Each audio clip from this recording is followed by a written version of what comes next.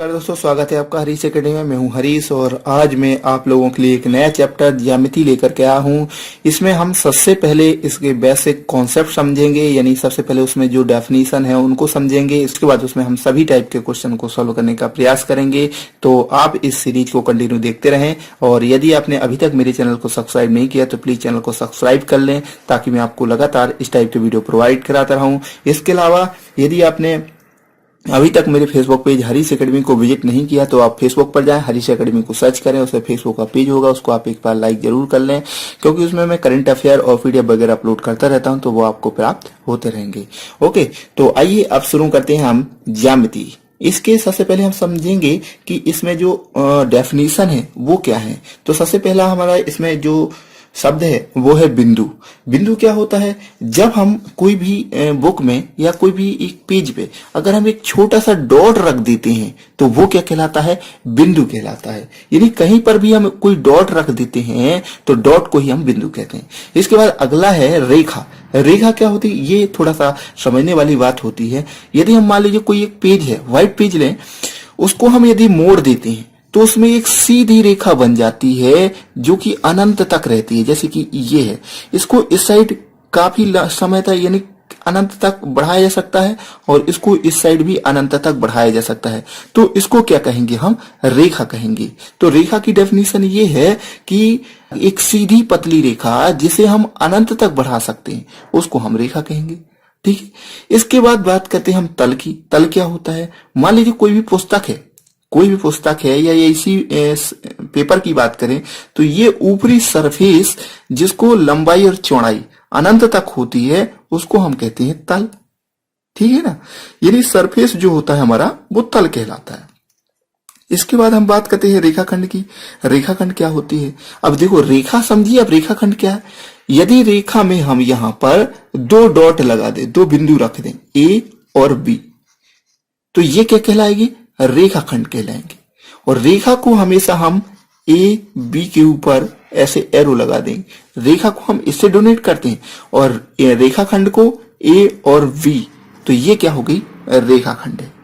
यानी इसकी लंबाई सीमित है जबकि रेखा की लंबाई असीमित है और रेखाखंड की लंबाई सीमित है। यानी रेखा को हम दोनों साइड अनंत तक बढ़ा सकते हैं जबकि रेखाखंड को ए और बी यानी इसकी सीमा x की एक प्रॉपर लंबाई होगी। क्लियर? अब हम बात करते हैं किरण की। किरण क्या होती है? किरण को एक साइड स्थिर रहती, यानी यहां पर हमने एक बिंदु रख ली, या हम कहें कि रेखा को यदि हम दो भाग में बांट दें तो O से A तक, तो ये क्या हो जाएगी? एक प्रकार की किरण, और एक ये किरण हो जाएगी O से लेकर के B तक की, ये क्या हो जाएगी? किरण। तो यहां से आप क्या समझिए? इसका मतलब क्या है कि किरण में एक साइड तो स्थिर रहेगा और एक साइड इसको अनंत तक बढ़ाया जा सकता है। जैसे कि आप देख सकते हैं किरण क्या होती है? सूर्य के प्रकाश से मान लीजिए कोई किरण आ रही है तो सूर्य से तो निकल रही, लेकिन यहां कहां तक आ रही? वो अनंत तक कह सकते हैं हम। तो उसी प्रकार से हम मान लें कि किरण को एक साइड अनंत तक बढ़ाया जा सकता है।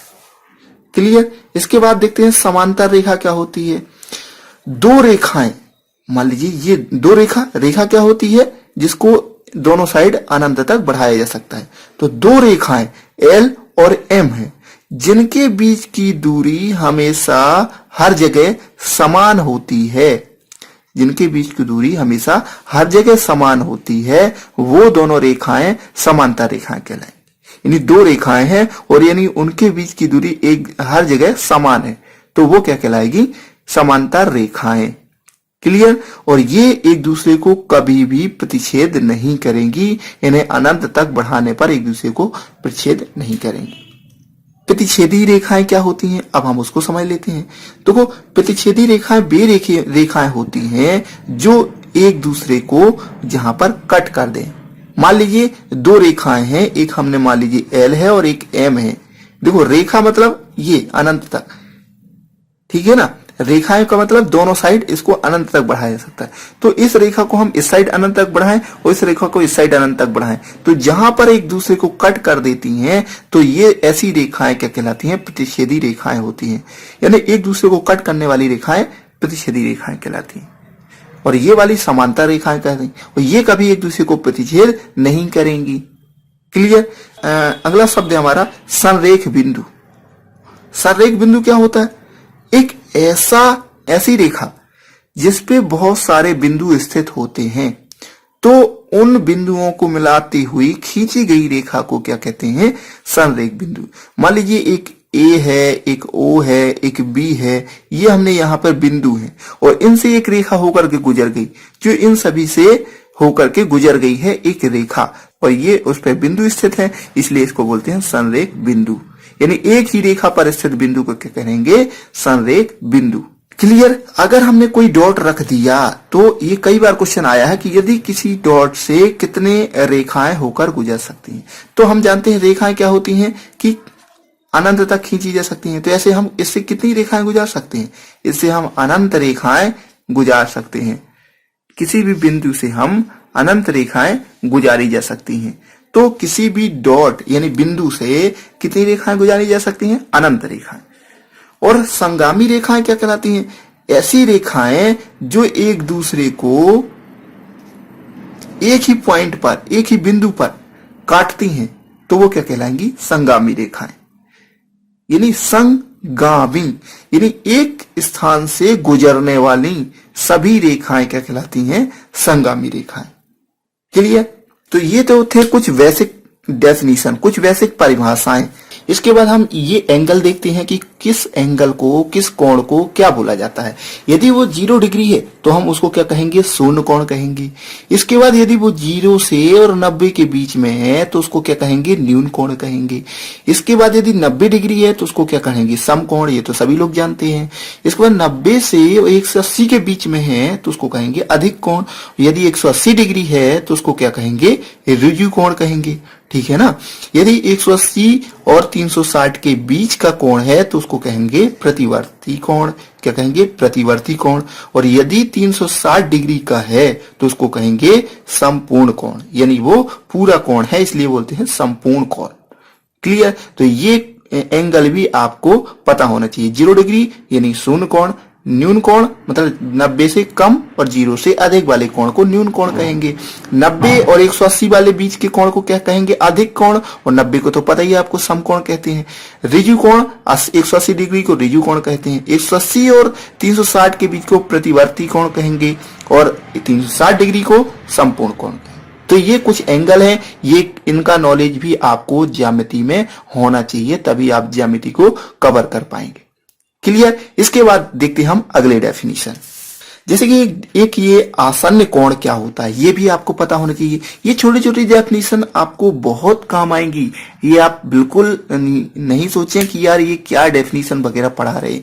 यदि आपको आसन्न कोण नहीं रहेगा पता, या कोई भी कोण मान लो, यदि कोई भी डेफिनेशन आपको नहीं पता तो आप उसके आगे उसको सॉल्व भी नहीं कर पाएंगे। इसलिए सबसे पहले तो आपको उनकी डेफिनेशन आनी चाहिए। जैसे कि आसन्न कोण क्या होता है? अब एक ही तल पर स्थित दो कोण आसन्न कोण कहलाते हैं यदि उनका शीर्ष एक ही हो। यदि जैसे कि मान के चले उनमें, और आगे क्या है, उनमें एक भुजा ओवरनेस्ट हो और दूसरी भुजा ओवरनेस्ट के विपरीत हो। जैसे कि मान लीजिए ये एक एंगल दिया है AOB BOC, तो ये क्या कोण है? आसन्न कोण कहलाए। क्योंकि इसमें देखो एक भुजा जो ये बी वाली ये उभयनिष्ठ है, ये इस वाले एंगल के लिए भी है और इस वाले एंगल के लिए भी है। तो एक भुजा उभयनिष्ठ हो और एक भुजा दूसरी भुजा के विपरीत हो, तो उनका शीर्ष एक ही है और ये यहां पर, इनका ये यहां पर काटेगी, ये यहां पर काटेगी और ये यहां पर काटेगी, तो ये क्या कहलाएगा? आसन्न कोण कहलाएगी। क्लियर? अगर हम इसी में बात करें, यदि हम कहें कि कोण, यहां पर लिख दिया हमने कोण AOB और कोण AOC, तो ये गलत हो जाएगा। क्योंकि इसमें अगर हम देखो ये वाला कोण ले लें और एक कोण ले लें हम ये वाला, एक कोण ये वाला ले लें, एक ये छोटा वाला ले लें, तो ये आसन्न कोण नहीं कहलाएंगे। क्योंकि आप कहोगे भैया इसमें तो ये उभयनिष्ठ है। ठीक है, उभयनिष्ठ तो है, ये OC तो उभयनिष्ठ है, लेकिन बीच वाली भुजा उभयनिष्ठ होनी चाहिए। क्योंकि एक दूसरे के अपोजिट नहीं है ना, इसकी एक इस साइड रहनी चाहिए भुजा, जो उभयनिष्ठ है वो बीच में आनी चाहिए, और एक इस साइड। तो उभयनिष्ठ का मतलब कि दोनों में कॉमन हो, ये तो सही है, लेकिन वो उभयनिष्ठ वाली भुजा बीच में आनी चाहिए। क्लियर। तो ये भी आपको याद रखना है कि आसन्न कोण किसे कहते हैं, जब एक ही तल पर दो कोण आसन्न कोण कहलाते हैं यदि उनमें एक भुजा जो है उभयनिष्ठ हो, उसके अपोजिट दोनों भुजाएं हों, उनकी दो भुजाएं जो विपरीत हों, तो ये क्या कहलाते हैं, आसन्न कोण। अगला देखते हैं हम पूरक कोण। पूरक कोण क्या होते हैं, जब दो कोणों की मापों का योग 90 डिग्री होता है तो प्रत्येक कोण एक दूसरे का पूरक कोण कहलाते हैं। जैसे कि मान लीजिए ये डिग्री है, ये 60 डिग्री है, ये 60 डिग्री है और ये क्या है 30 डिग्री है। तो यदि 30 और 60 क्या हो गया 90 डिग्री, तो इन दोनों कोणों को मिलाकर के पूरक कोण कह सकते हैं। या हम ऐसा भी कह सकते हैं, मान लीजिए कोई एक ही तल पर है और एक 30 डिग्री का है और एक 60 डिग्री का है, तो इन दोनों को यदि हम मिला दें तो ये भी 90 डिग्री का हो जाएगा। तो इन दोनों को भी हम क्या कहेंगे, एक दूसरे के पूरक कोण कहलाएंगे। ऐसा नहीं कि ये एक ही उसमें होना चाहिए, नहीं, अलग अलग भी हैं, और यदि उन दोनों कोणों का माप 90 डिग्री है तो उनको क्या कहेंगे हम, पूरक कोण। ये छोटी छोटी सी डेफिनेशन है, इनको ज्यादा नहीं, बस एक बार आपको पता होना चाहिए थोड़ा था। इसके बाद देखते हैं हम अगला, ये समपूरक कोण। तो देखो अभी पूरक कोण मतलब 90 डिग्री, तो यहां समपूरक कोण मतलब 180 डिग्री। मतलब जब दो कोणों का माप यानी दो कोणों का योग कितना हो, 180 डिग्री होता है, तो उसे बोलते हैं समपूरक कोण। और इसमें क्या है कि प्रत्येक कोण का रेखिक योग होना जरूरी नहीं है। वही है जो मैंने अभी इस वाले पूरक कोण में बताया कि जरूरी नहीं कि वो एक ही तल पर स्थित हो, वो अलग अलग भी हो सकते हैं। यानी एक ये 60 डिग्री का है और एक 120 डिग्री का है, तो इन दोनों को यदि हम मिला के बात करें तो ये दोनों कोण एक दूसरे के समपूरक कोण कहलाएंगे। जिस प्रकार से पूरक में था कि दो अलग अलग कोण भी पूरक कोण कहलाएंगे, उसी प्रकार से दो अलग अलग कोण मिलकर के समपूरक कोण भी कहलाएंगे यदि उनका योग 180 डिग्री हो तो। क्लियर। इसमें ऐसा नहीं है कि कोई भुजा उभयनिष्ठ होनी चाहिए। क्लियर। अब देखते हैं हम अगली डेफिनेशन। इसके बाद देखते हैं रैखिक युग्म क्या होते हैं। रैखिक युग्म क्या होते हैं, जब दो कोण मिलकर या दो आसन्न कोण मिलकर सरल रेखा बनाते हैं तो उसे रैखिक युग्म कहते हैं। अब आसन्न कोण क्या होता है, हमने बहुत अच्छी तरीके से समझा था, जिसमें एक भुजा क्या हो, उभयनिष्ठ हो, और उसके मतलब दोनों साइड दो भुजाएं हो, तो वो सब मिलकर के क्या कहेंगे, आसन्न कोण कहलाएं। तो हम ये आसन्न कोण तो है, लेकिन ये रैखिक युग्म में भी बनाते हैं। मतलब ऐसा आसन्न कोण जो एक रैखिक युग्म बनाते हो, यानी एक सीधी रेखा बनाते हो मिलकर के, तो वो क्या कहलाएंगे, रैखिक युग्म कहलाएंगे। मतलब ये दोनों आसन्न कोण है, यानी ये और ये, इनके बीच की जो भुजा है वो उभयनिष्ठ है। इसके इस साइड एक भुजा है और इसके इस साइड भी एक भुजा है, तो ये कौन है, आसन्न कोण है, लेकिन ये रैखिक युग्म में भी निर्माण करते हैं। तो दो कोण मिलकर या दो आसन्न कोण मिलकर सरल रेखा बनाते हैं तो उसे क्या कहते हैं, रैखिक युग्म कहते हैं। क्लियर।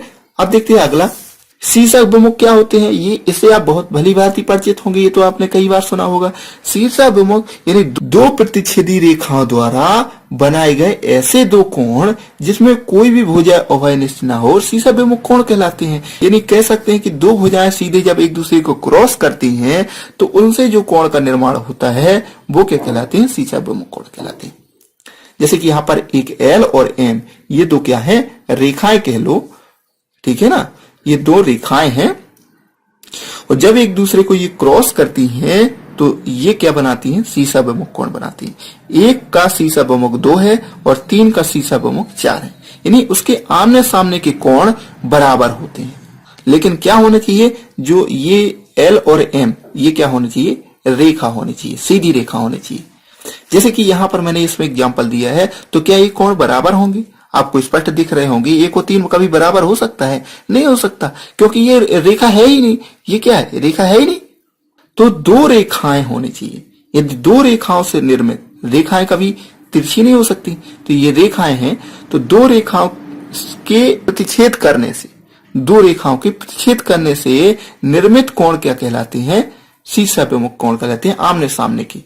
ये इसके आमने सामने के कोण शीर्षाभिमुख, इसके आमने सामने के कोण शीर्षाभिमुख। यदि दो रेखाएं के द्वारा निर्मित हैं तो शीर्षाभिमुख कोण हमेशा समान होंगे। क्लियर। लेकिन इस कंडीशन में शीर्षाभिमुख समान नहीं होंगे। तो इसमें कंडीशन सिर्फ इतना है कि वो रेखाएं होने चाहिए और एक दूसरे को प्रतिच्छेद करने चाहिए, तो उनसे निर्मित कोण जो होते हैं आमने सामने के, वो क्या कहलाते हैं, शीर्षाभिमुख कोण, और ये हमेशा समान रहते हैं। यानी कोण 1 बराबर कोण 2, कोण 3 बराबर कोण 4। इसके बाद देखते हैं हम ये अगला। इसमें क्या है, इसमें हमने कुछ नहीं किया, दो समांतर रेखाएं, दो समांतर रेखा हम जानते हैं जिसको हम दोनों साइड अनंत तक बढ़ा सकते हैं। दो समांतर रेखा को जब तीसरी रेखा उसको क्या करे, प्रतिच्छेद करती है, तो जिन बिंदुओं पर प्रतिच्छेद करती है वहां पर कुछ एंगल बनेंगे, कुछ क्या बनेंगे, एंगल बनेंगे। तो उन एंगल के बारे में अब हमें थोड़ा सा डिस्कस करना है। देखो ये भी रेखाएं हैं, लेकिन ये समांतर रेखाएं नहीं है, क्योंकि इनके बीच की दूरी हर जगह समान नहीं है। यहां पर दूरी कुछ और है और यहां पर दूरी कुछ और है, तो ये समांतर रेखाएं नहीं है, तो रेखाएं लेकिन ये समांतर नहीं, लेकिन ये रेखाएं क्या है, समांतर रेखाएं। क्लियर। तो अब यहां पर अभी हम पढ़ेंगे उसमें कि क्या उसमें कंडीशन आएगी, कौन से कोण बराबर नहीं होंगे इस कंडीशन में, और इस कंडीशन में कौन से कोण बराबर रहेंगे। तो ये देखो बाह्य कोण कौन कौन से कहलाएंगे, ऐसे कोण जो बाहर हो, सीधी सी बात है, जैसे 1, 2 और 7, 8, तो ये क्या कहलाएंगे, बाह्य कोण। और अंतः कोण क्या कहलाएंगे, 5 और 6 और 3 और 4, ये क्या कहलाएंगे, अंतः कोण। और एक ही तल पर स्थित, जैसे ई है, इन दोनों को मिला लें तो 180 डिग्री हो जाएंगे, और इन दोनों को मिला दें तो 180 डिग्री हो जाएंगे, इन दोनों को मिला दें तो 180, इन दोनों को मिला दें तो एक ही ओर के अंतः कोण या बाह्य कोणों का योग 180 डिग्री होता है। क्लियर। इसके बाद देखते हैं हम इसमें संगत कोण क्या है। संगत कोण का मतलब होता है जैसे कि 2 और 6 एक दूसरे की क्या है, संगत कोण। तो यहां देखो, यहां भी संगत कोण है, तो क्या ये संगत कोण आपको लग रहा है ये बराबर होंगे, बिल्कुल नहीं होंगे। तो संगत कोण तभी बराबर होते हैं जबकि दो रेखाएं समानांतर हो, यदि उनके बीच की दूरी समान होनी चाहिए, तभी संगत कोण क्या होंगे, बराबर होंगे, नहीं तो ये संगत कोण बराबर नहीं हो सकते। क्लियर। तो संगत कोण के बराबर होने की कंडीशन है। हाँ, यदि शीर्षाभिमुख कोण है तो शीर्षाभिमुख कोण हमेशा क्या होंगे, बराबर रहेंगे। लेकिन संगत कोण कब बराबर होंगे, जब दोनों रेखाएं समानांतर हो। तो यहां पर संगत कोण कौन कौन है, 2 और 6, 1 और 5, ठीक है। इसके बाद 8 और 4, 3 और 7, ये क्या है, संगत कोण, करस्पॉन्डिंग एंगल। इसके बाद देखते हैं एकांतर कोण। तो यहां पर एकांतर कोण कौन कौन बनेंगे, देखो 4 और 5, ये 4 और ये 5 एक का अंतर कह सकते हैं। देखो इसके नीचे ये है तो एक का अंतर, तो ये क्या कहलाएंगे, एकांतर कोण। ये और ये और ये और ये एकांतर कोण कहलाए, ये क्या कहलाएंगे, एकांतर कोण कहलाएंगे। जैसे 1 और 8, तो इसको एक का अंतर, इसके अपोजिट ये है और यहां पर ये बाजू से, तो एक को छोड़ करके एक का अंतर, एकांतर कोण। जैसे 2 का एकांतर, ये कहलाएगा 7। क्लियर। और यहां पर 1 का एकांतर 8, तो ये क्या कहलाएंगे, एकांतर कोण। ये भी बराबर कब होंगे, जब दोनों रेखाएं क्या होंगी, समानांतर होंगी। यदि दोनों रेखाएं समांतर नहीं है तो एकांतर कोण बराबर नहीं होंगे। जैसे कि यहां से देख लें, यहां 3 का एकांतर कोण क्या है, 8 है, तो देखो ये कितना है, ये 90 डिग्री से ज्यादा है और ये 90 डिग्री से कम है, तो एकांतर कोण क्या बराबर होंगे, नहीं होंगे। अगर वो दोनों रेखाएं क्या है, समानांतर नहीं है तो एकांतर कोण और संगत कोण कभी भी बराबर नहीं रहेंगे। जबकि इसके बाद बचता क्या है, शीर्षाभिमुख कोण। तो शीर्षाभिमुख कोण मतलब जैसे 8 है और 5, 6 है और 7, 1 है और 4, 3 और 2, तो ये शीर्षाभिमुख कोण तो हमेशा बराबर रहेंगे, चाहे वो समांतर रेखाएं रहें या न रहें, क्योंकि ये क्या है, एक रेखा पर डिपेंड करता है, एक विच्छेदी रेखा पर डिपेंड करता है। इसलिए इस कंडीशन में शीर्षाभिमुख कोण हमेशा बराबर रहते हैं, क्योंकि इसको समांतर रेखा से मतलब ही नहीं है ना, ये पर्टिकुलर एक 2 रेखाओं से बनती है और ये हमेशा 3 रेखाओं से बनते हैं। एक विच्छेद करनी चाहिए और 2 समांतर होनी चाहिए। कौन, संगत कोण और एकांतर कोण। तो ध्यान रखना आप कि संगत कोण और एकांतर कोण तभी समान रहेंगे, तभी बराबर रहेंगे जब दोनों रेखाएं समानांतर हो। तो आशा करते हैं कि आपको ये वीडियो जरूर पसंद आया होगा। यदि आपको ये वीडियो पसंद आए तो प्लीज लाइक, शेयर, कमेंट करना ना भूलें। अब हम अगले चैप्टर में जो है इसकी कुछ और बेसिक डेफिनेशन पढ़ेंगे, इसके बाद हम शुरू करेंगे इसके क्वेश्चन, क्योंकि यदि हम इन डेफिनेशन को नहीं समझते तो हम इसके क्वेश्चन सॉल्व कर ही नहीं सकते। इसलिए सबसे पहले हमें इन डेफिनेशन को या जो इसमें जो शब्द यूज हो रहे हैं, जब तक हम उनका मतलब नहीं जानेंगे तब तक हम इसके क्वेश्चन सॉल्व कर ही नहीं सकते। तो थैंक यू दोस्तों, मिलते हैं हम अगले वीडियो में। Thank you.